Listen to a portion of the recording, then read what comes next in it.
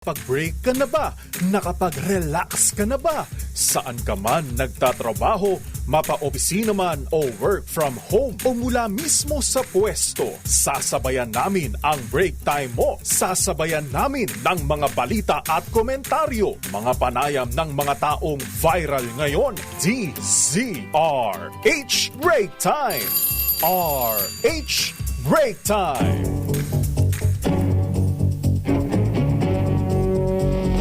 Magandang hapon ho, Luzon, Visayas, Mindanao sa programang Break Time.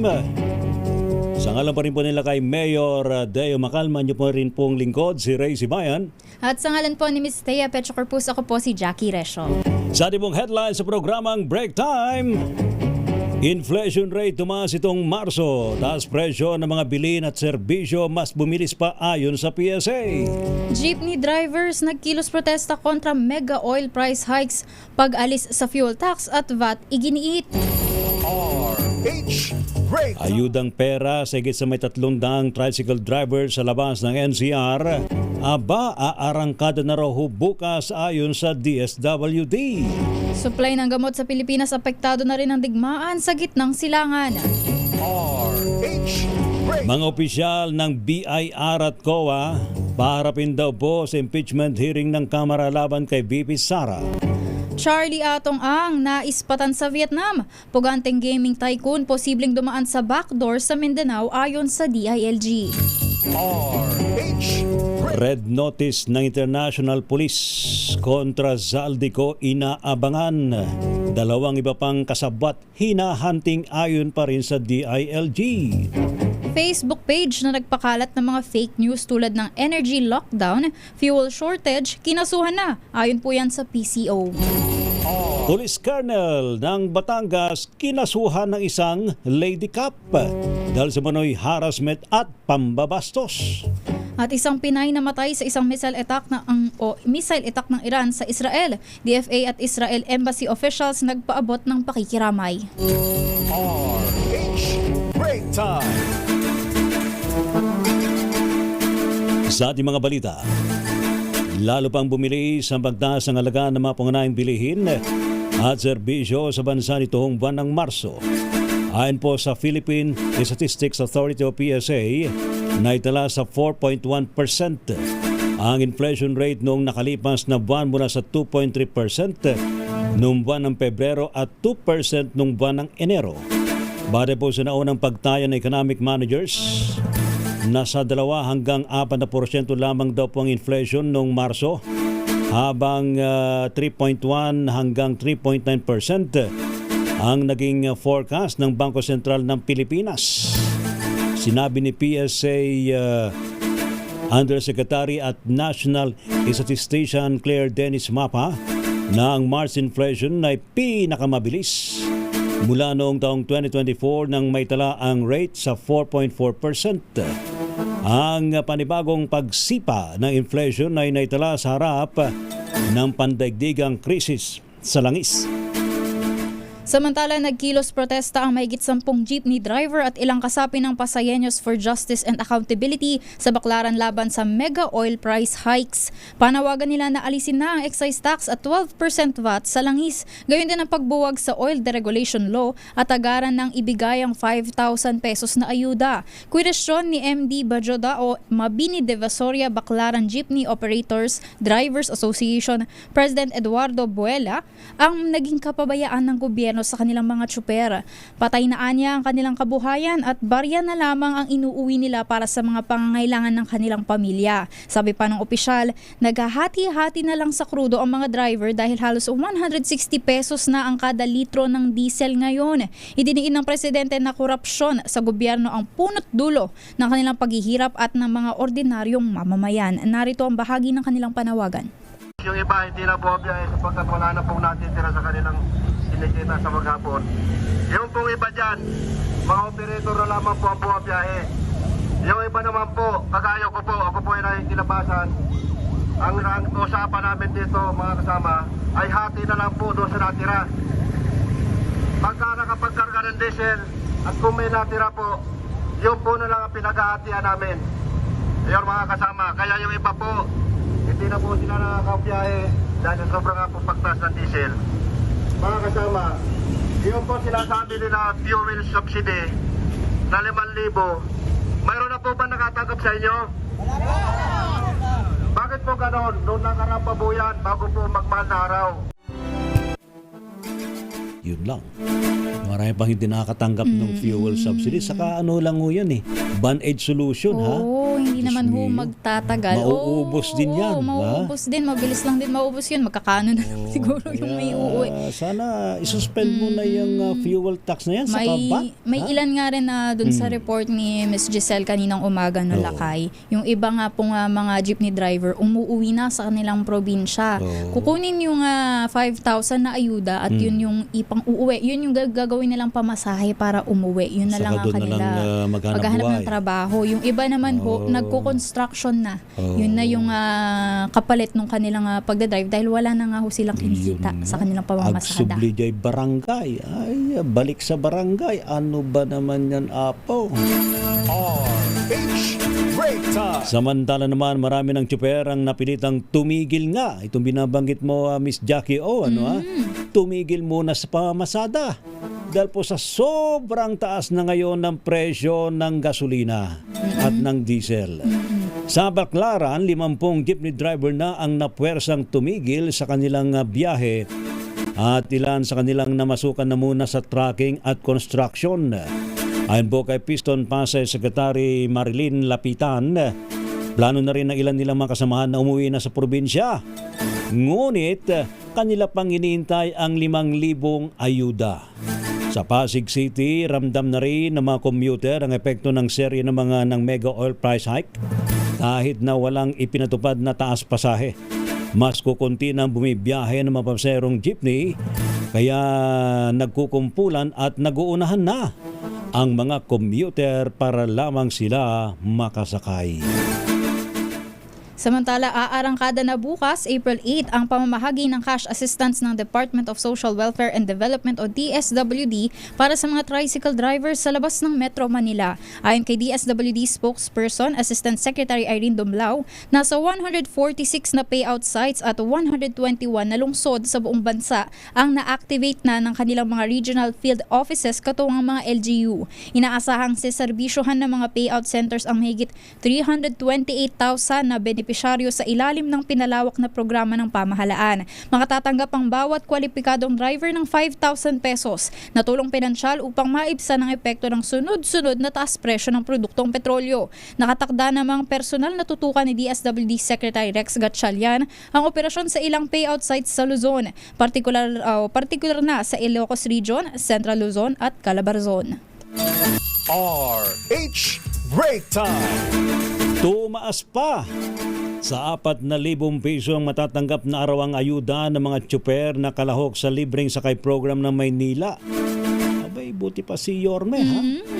Sana tularan to iba pang mga LGU, Yun nga eh, oo. Madami tuloy ang mga parang may gustong lumipat ng Maynila.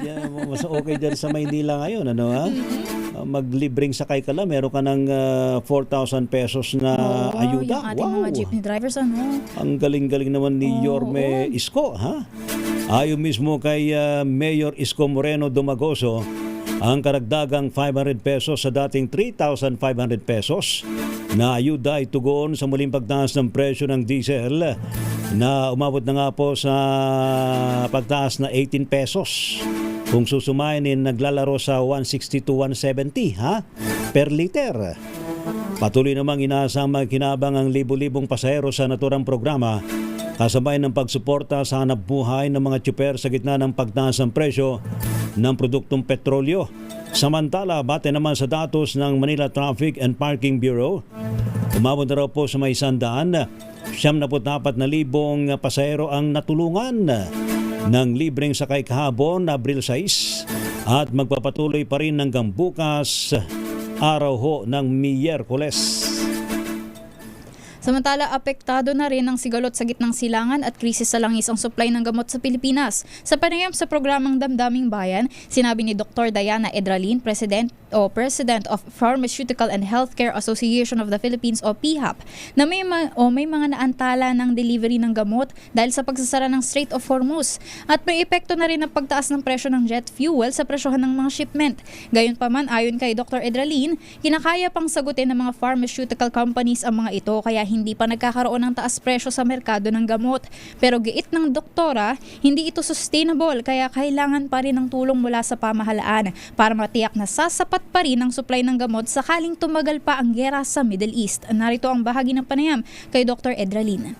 We are doing our best, at least yung members po ng PHAP, to absorb the cost impact on multiple fronts, mainly on the transportation. However, kailangan ho nating patuloy na makipag-partner po sa ating gobyerno para magkaroon po ng sustainable way or ng pangmatagalang solusyon. Kasi we're doing our best nga po na hindi magkaroon ng impact sa price. Pero wala pong kasiguraduhan gaano po katagal namin ma-absorb itong mga price na to. RH Break Time! Tinitimbang na. Ang alin? Ang tagal naman timbangin.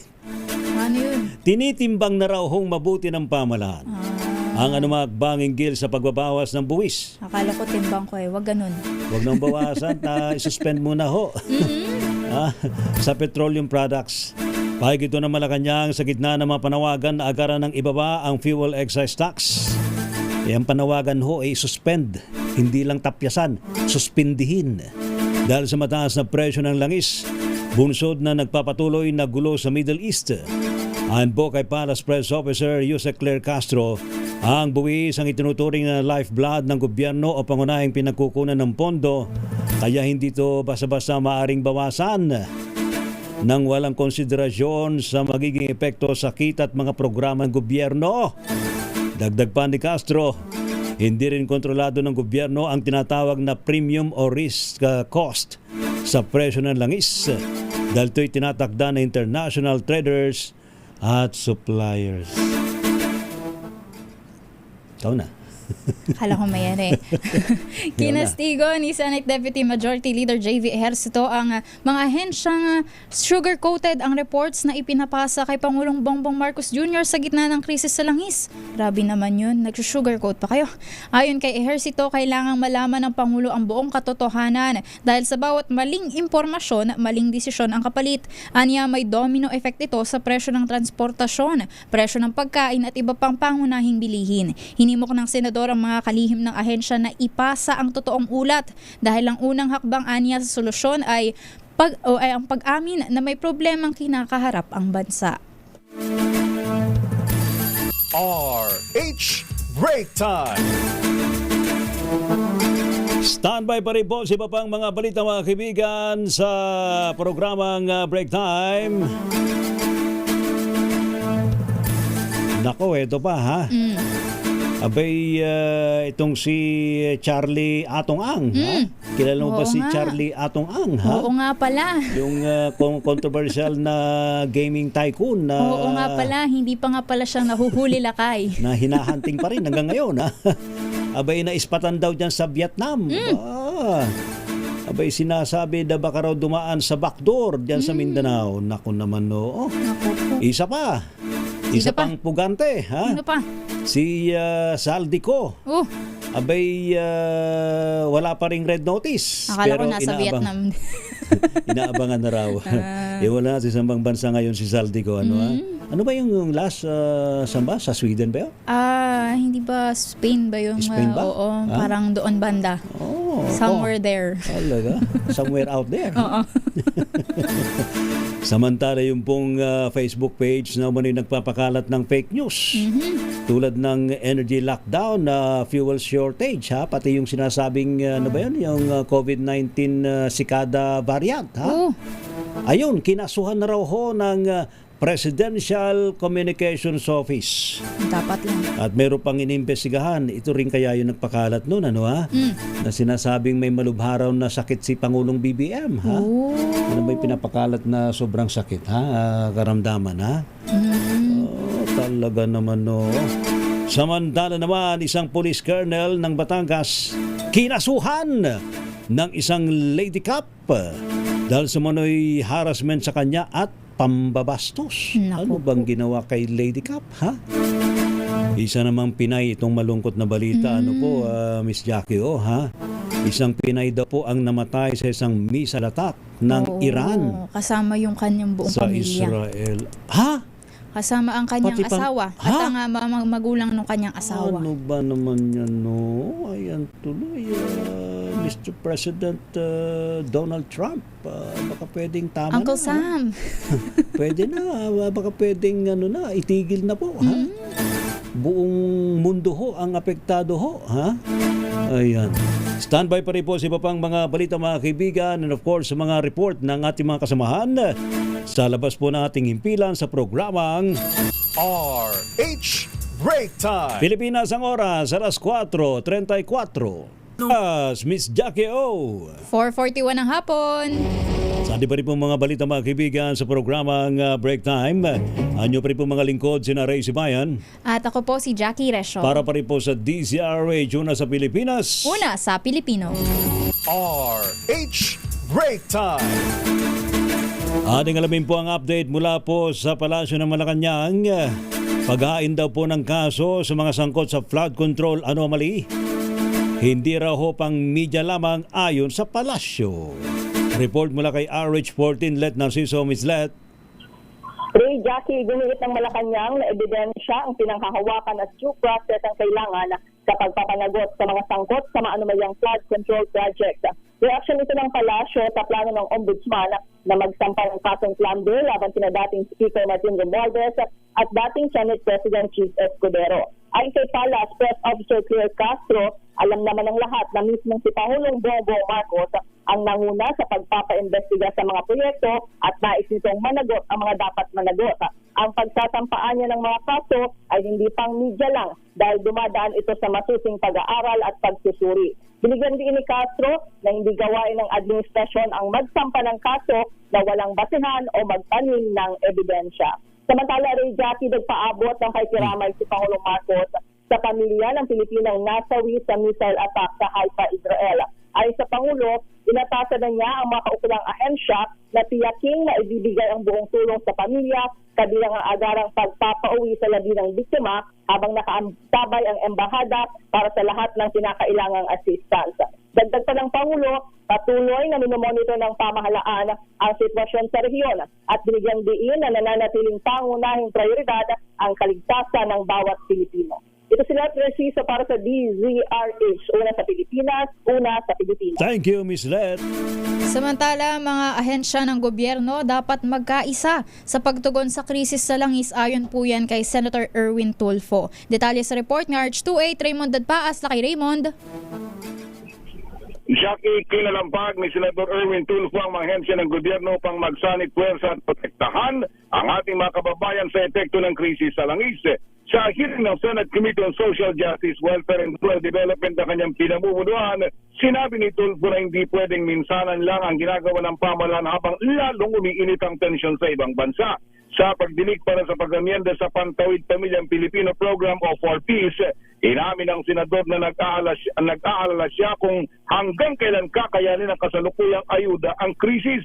Sana ang ayuda ay hindi one time lang, lalo na kung tumagal ng ilang buwan ang krisis at pagdating ng buwan ng Kunyo na siya namang panahon ng pasukan.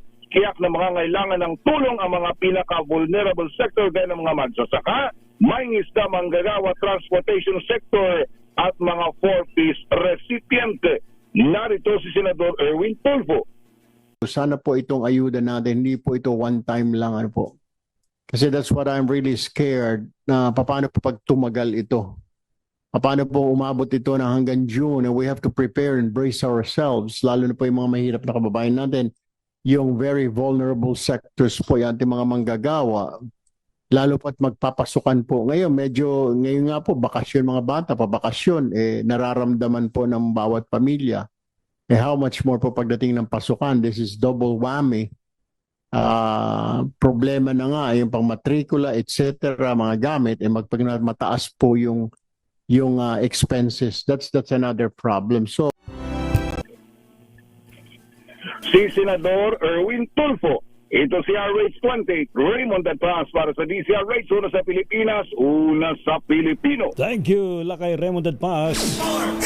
Samantala, parusang 15 years na pagkakulong o higit pa laban sa mga fuel hoarders at profiteers. Ayan na, isinusulong po sa kamera. Report mula kay RH12, Milky Rigunan. Milky. Ray, hanggang 15 taon na pagkabilanggo ang pinakamabigat na parusa laban sa mga mapapatunayang fuel hoarders at mga profiteer. Nakapalo dito sa House Bill 8616 ni Representative Brian Yamsuan ng 2nd District ng Parañaque para maprotektahan ang mga consumer laban sa mga fuel hoarders na nagsasamantala sa sitwasyon tulad ngayong may krisis. Ang kayamsuan, hindi dapat pinalalagpas sa mga ganitong klaseng kasakiman at pagsasamantala na dinaranas sa krisis ng ating mga kababayan. Sabi ni Yamsuan, dapat pagtibayin ng Kongreso ang bill para magdalawang isip ang mga nagsasamantala sa kasalukuyang sitwasyon sa harap ng umiiral na krisis. Ang bill ni Yamsuan ay sa harap ng report ng Department of Energy na kanilang pinalakas ang kampanya laban sa fuel hoarding at mapigilan ng artificial shortage. Dagdag pa ni Yamsuan na magsimula ang krisis sa gitnang silangan, nakatanggap ng report ang DOE na agalang pagtaas ng presyo ng produktong petrolyo at 55 show cause orders ang inisulang sa ilang gasoline stations at mga operator. Ako si Neil Kadigunan, nagulat para sa DZRH, una sa Pilipinas, una sa Pilipino. Maraming salamat, Ms. Milky. Samantala, PNP tiniyak ang pagrespeto sa human rights kasabay ng mahigpit na pagpapatupad sa Safer Cities Initiative. Detalye sa report ni RH52, Edniel Parosa. Edniel. Pinawi ng pambansang pulisya ang pangambang nakamaabuso ang mahigpit na pagpapatupad ng mga lokal na ordinansa. Kasunod ito ng paglunsad ng Safer Cities Initiative na target simulang ipatupad dito sa Metro Manila. IG PNP Chief Police General Jose Melencio Nartatis Jr. Nagbaba na siya ng direktiba sa mga commander na pairali ng rule of law at human rights sa bawat police operations. Marimbing tagubili ng top-top ang ugnayan ng PNP sa mga lokal na opisyal, lalo na sa mga opisyal sa barangay level. Kabilang sa mga mahigpit na tututukan ng PNP alinsunod sa direktiba ng Department of the Interior and Local Government ay ang curfew sa minors at pagbabawal sa video kay mula alas 10 ng gabi at pagbisita sa mga o pagsita sa mga umiinom at walang suot pangita sa mga pampublikong lugar salit sa mga umiiral na ordinansa bawat LGU. Tinawag itong anti-poor at takawabuso ng samahan ng progresibong kabataan o youth group na Spark. Mabala ng grupo, baka magamit ito sa harassment ng mga pulis maging sa kabataan, lalo't may history na umano ng pagkontra si Secretary John V. Cremulya sa mga tinawag niyang geng-geng. Samantala, Edniel, ano yan? Geng-geng? Ano? Geng-geng. Oh, mga geng-geng. Sino? Geng-geng. Yung mga kabataan daw na mga maguglo, makukulit. Makukulit yung mga nasa labas, Edniel, yun yung ginamit na termino Geng-geng. mismo ni DILG Secretary nun sa mga bata na madalas nasa labas. Maalala nyo ng September 21 rally last year. Mga kabataan, grupo ng kabataan ang itinurong nasa likod ng mga yon. At doon nagsimula yan yung mga ganyang taguri. Yung bata, geng-geng. Yung mga adults na gunggong. Iba yun. Samantala, dito pa lamang sa Metro Manila, meron ng higit sa 77,000 violators na mga ordinansang nasampulan sa loob lamang na isang linggo. Mula March 30 hanggang April 5. Ayon kay NCRPO Director Police Major General Anthony Averin, tinarget sa mga operasyon yung mga gaya ng binanggit, tumagay at mga nagkiyosi sa public places. Mga tapos na walang suot pangitas. Malamabag sa oras ng video at curfew. At mga sangkot sa vandalism at hindi maayos sa pagsuot ng mga takip sa mukha. Again, salig yan sa bawat ordinansa. Kada lokal na pamalaan. Saka yung yung mga jingle dito, jingle doon. Ayan, kaya galit ng mga youth group. May nakalagay na nga na may nakalagay na nga aso lang umiihi dito. Yun, doon pa rin jumijingle. Yun ang gunggong. Sila yun. Yung mga nakalagay ng very obvious na policy, lalabagin pa. Di ba? Nakalagay pa, di ba may nakalagay pa yung bawal magtapon dito pero tapon pa rin ang tapon doon. Yun lang, oo. Ayan, dapat kasama yan sa crackdown, di ba? Dito sa para hindi rin mabansag ang anti-purba dahil binabagit ng progressive group na Spark naka-anti-pur ito. Diyos mo yun naman. Pagpasaway sa batas sisitahin mo, anti-pur ba yun? Gusto mo lang disiplinahin? Sa kanila namang argument sa kabilang bahagi, bilang balanse lang din naman, ay marami nga naman doon sa mga subject ng examples ba na binanggit ng PNP at DLG, ay yung mga nasa Islam area, ay yung mga nasa depressed area, gaya yung mga mahilig mag-topless, yung mga umiinom sa kalye.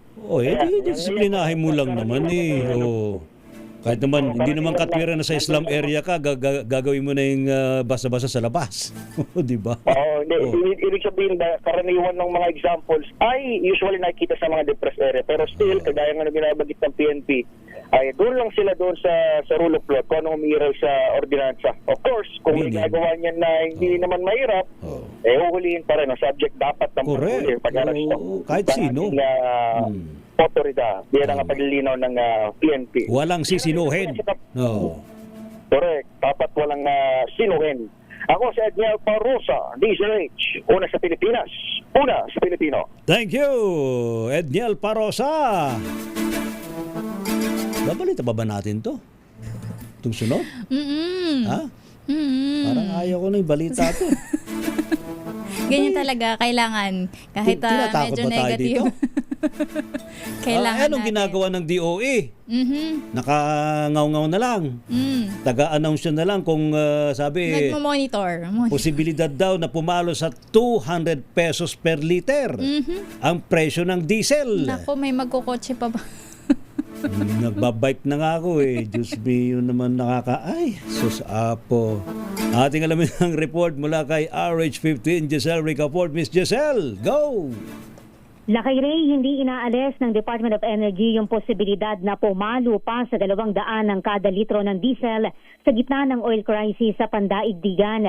Sa katatapos lamang na press briefing, sinabi ni Energy Secretary Sharon Garin na walang kontrol sa galaw ng presyuhan ang mismong kagawaran, gayon din yung mga kumpanya ng langis at maging ang Pangulong Bongbong Marcos Jr.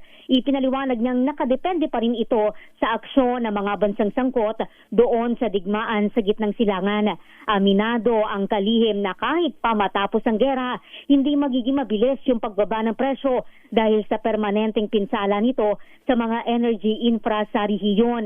Pakinggan natin ang kalihim.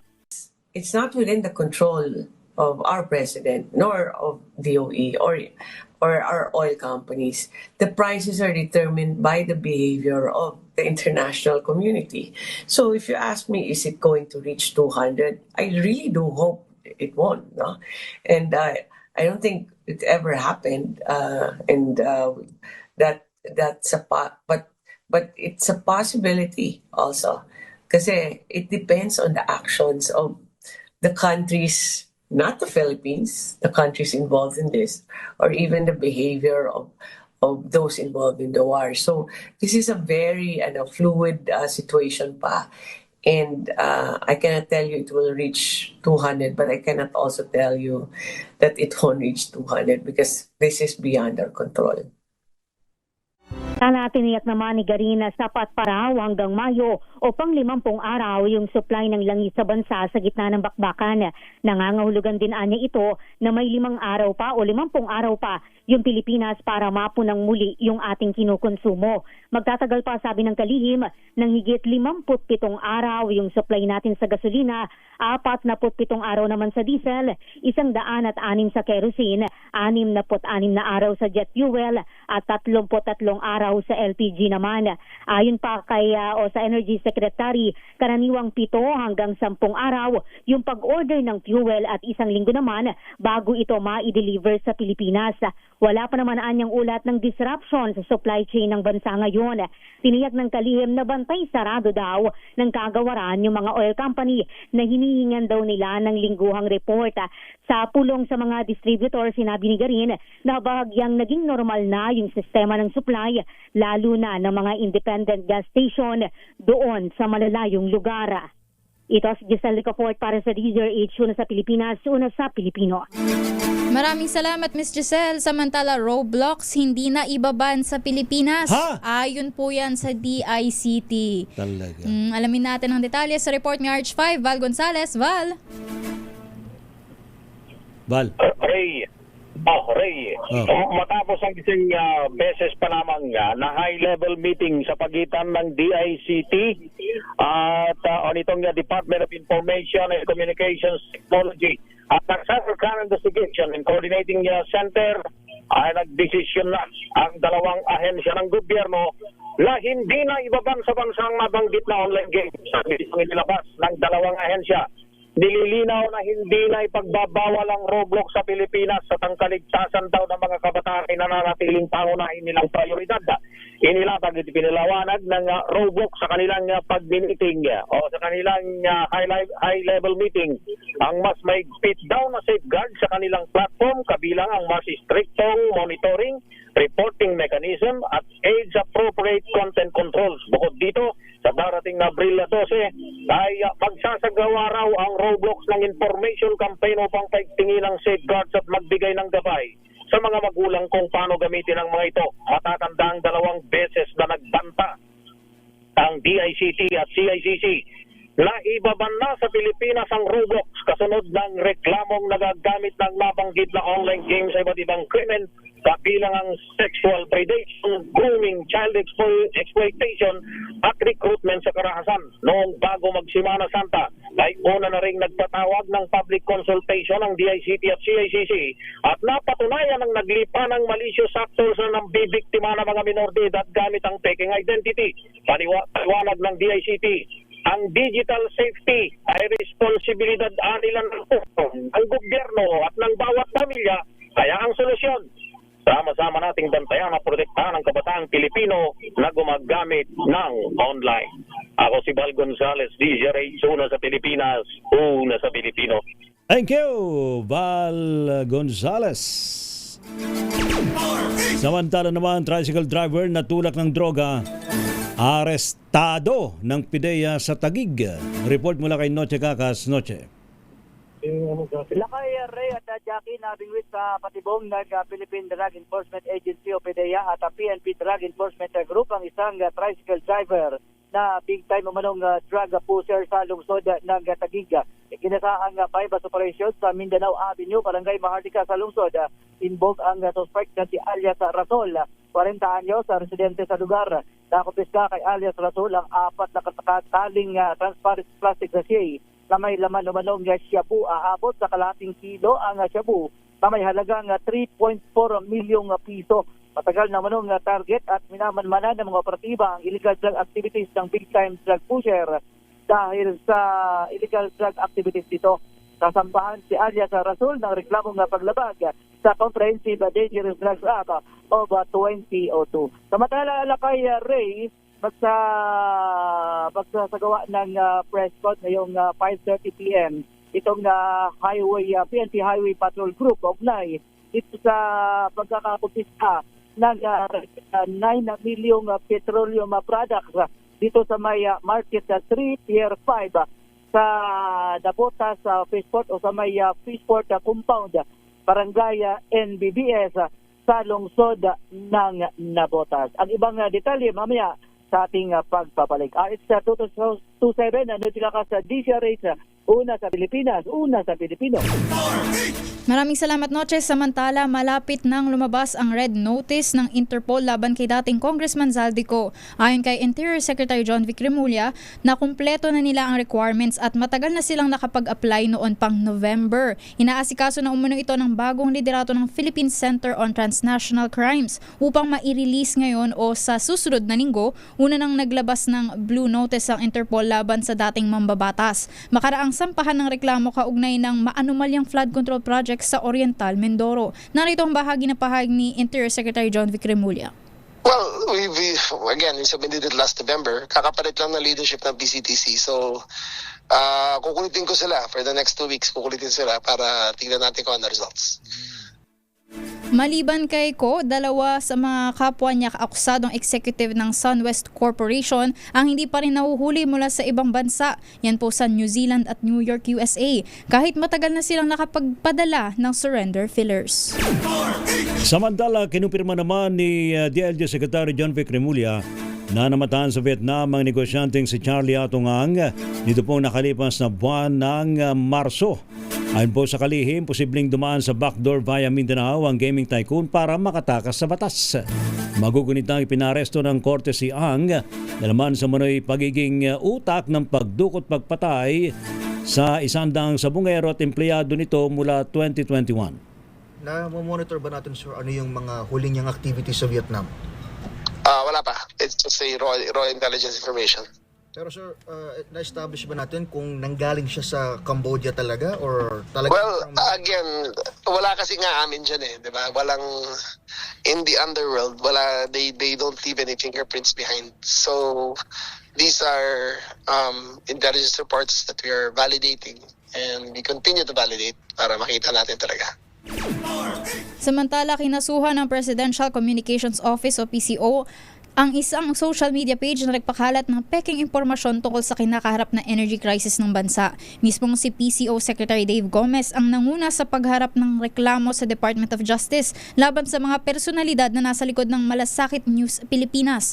Tinukoy ng kalihim ang 3 post ng naturang FB page na ang intensyon ay magpakalat ng peking balita upang lumikha ng panik sa publiko. Ito ay ang di umano'y energy lockdown, fuel shortage at emergency lockdown. Bukod sa paglabag sa Article 154 ng Revised Penal Code na may karampatang parusa na 6 na taon, ang mga nasa likod ng Malasakit News Pilipinas ay nahaharap din sa paglabag sa Cybercrime Prevention Act.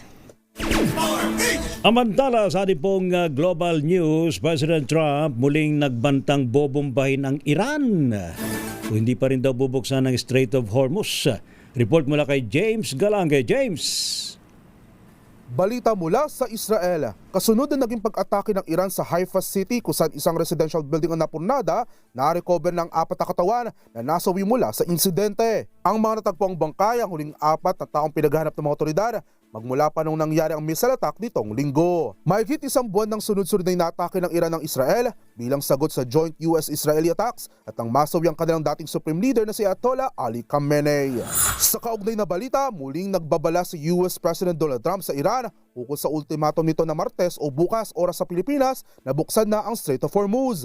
Ito raw ay dahil kung hindi, asahan ng Tehran ng magdamagang bombing raids mula sa Amerika at siyang tuluyan daw umanong tatapos sa krisis sa gitnang silangan. The entire country can be taken out in one night, and that night might be tomorrow night. Now we'll see what happens. I can tell you they're negotiating, we think, in good faith. We're going to find out. We're getting the help of some incredible countries that want this to be ended because it affects them also. A lot of people are affected by this, but we're giving them till tomorrow, 8 o'clock Eastern Time, and after that, they're going to have no bridges, they're going to have no power plants. Stone Ages, yeah. At sa iba pang balita, nagtala naman ang kasaysayan ng Artemis 2 astronauts matapos mahigitan ang naitalang distance travel Apollo 13 space mission na 248,655 miles mula sa Earth na naitala pa noong 1970. Sa pagpapatuloy ng kanilang space mission patungong buwan, nakapagtala na sila ng 252,756 miles na layo mula sa ating planeta, ang pinakamalayong travel distance sa ating kasaysayan. Kasulukuyang natapos ng lunar observation period ng crew o ang tinatawag na lunar flyby at maaaring magsimula na rin bumiyahe pabalik ng Earth. At yan naman nakalap nating balita mula sa iba't ibang panig ng mundo. Ito si James Galange ng DZRH TV, una sa Pilipinas, una sa Pilipino. Maraming salamat, James. Samantala, Agusan del Sur handa na sa 2026 palarong pambansa. Detalye sa report ni Millie Borja. Millie. All system go na ang paghahanda ng Agusan del Sur para sa palarong pambansa 2026. Ayon sa pamahalaang panlalawigan, mahigit 1 buwan bago ang pagbubukas ng torneo. Tinatayang nasa 80% na ang kabuuang preparasyon para sa palaro na inaasahang dadaluhan ng humigit kumulang 20,000 athlete, coaches, mga opisyal at staff mula sa 18 regions ng bansa. Ayon sa provincial engineer, 85% ng kompleto ang mga playing venue habang 73% naman ang billeting quarters na target makumpleto bago matapos ang buwan. Nagtutulungan naman ang mga lokal na pamahalaan upang ma-accommodate ang mga delegates, lalo na't magkakahiwalay ang mga venue at tutuluyan sa iba't ibang bahagi ng probinsya. Aminado ang Agusan del Sur na isa sa mga hamon ng posibleng epekto ng global energy crisis, ngunit wala pang anunsyo mula sa pambansang pamahalaan ukol sa pagpapaliban ng torneo. Humigit kumulang 1.7 billion pesos ang inilaan para sa palaro, habang aabot sa 2,000 na tauhan mula sa Philippine National Police at Armed Forces of the Philippines ang ide-deploy upang tiyakin ang seguridad ng mga kalahok. Nakatakdang buksan ang palarong pambansa 2026 sa May 24. Ito si Mili Borja ng DZRH TV, una sa Pilipinas, una sa Pilipino. Thank you, Mili. Samantala, Jerry Yan, Vaneshu, and Vic Chow ng F4 abay magbabalik Pilipinas daw po para po sa kanilang world tour. Showbiz news mula kay Miss Angelica Cosme. Higit 2 dekada man ang nakalipas mula nang unang napanood ang hit Taiwanese drama na Meteor Garden, ibang level pa rin ang kilig kapag F4 ang pag-uusapan. Kaya naman buhay na buhay ang mga 30, gayon din ang mga 40 kung tawagin matapos i-anunsyong magbabalik sa Pinas ang mga aktor na sina Jerry Yan, Vic Chow at Vanessa Wu. Ito ay bilang bahagi ng kanilang F4 Ever First Road Tour kasama ang lead singer ng Taiwanese band Mayday na si Ashin. Sa ngayon wala pang eksaktong petsa at venue para sa kanilang reunion concert sa bansa. Pero bukod sa Pinas, magpapakilig din ang grupo sa China, Jakarta, Bangkok, Singapore at Kuala Lumpur. Marami namang fans ang nagpahayag na sana kasama raw si Shimen o Kensho, ngunit matatanda ang Disyembre noong nakaraang taon nang kumpirmahin itong hindi siya magiging bahagi ng naturang reunion world tour. Mga gunita na matapos sumatok ang seryeng Meteor Garden, nakabisita na rin noon sa bansa ang F4. Mayroong nagkasama si Vic Chow at Ay de las Alas sa Happy 50 TV concert ng Kapamilya Network. TV interview ni Vanessa at Ken, gayon din ang yumaong si Barbie Sue kay Queen of All Media, Chris Aquino. At taong 2003 nang mag-courtesy call sa nooy Pangulo na si Gloria Macapagal Arroyo si Jerry Yan sa Palasyo ng Malacanang. Ito po ang inyong showbiz angel ng DZRH TV, una sa Pilipinas, una sa Pilipino. RH Break Time! Ay, salamat po! Thank you Sa po! mga tumutok po sa programang Break Time, mayno sinala kay Mayor De Macalma and Miss Thea Pecho Corpus. Ano po mga lingkod, sina Ray Sibayan. At ako po si Jackie Resho. Para sa DZRH, una sa Pilipinas. Una sa Pilipino. Sa ilang saglit ho ang programang Balansyado. Pilipinas ang oras, alas 5:08.